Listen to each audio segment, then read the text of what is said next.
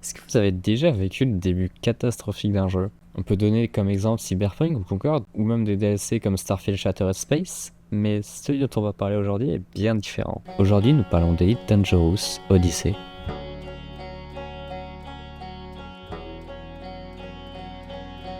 Mais avant, c'est quoi Elite Dangerous? Elite Dangerous, c'est un MMO spatial où vous pouvez explorer toute la Voie lactée.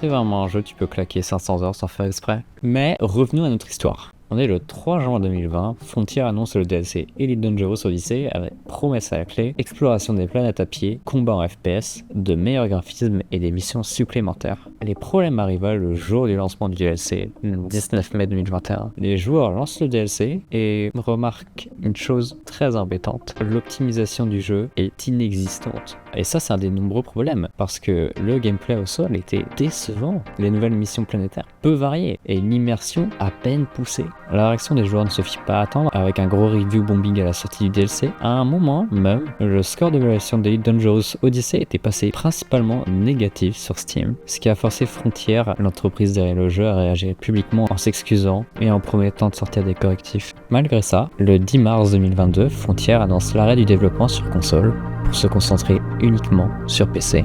Même si plusieurs mises à jour ont permis la résolution d'une partie des problèmes, le lancement d'Odyssey a laissé une empreinte plutôt négative sur la réputation de Frontier. Il a fallu des mois pour stabiliser le jeu et restaurer en partie la confiance de la communauté.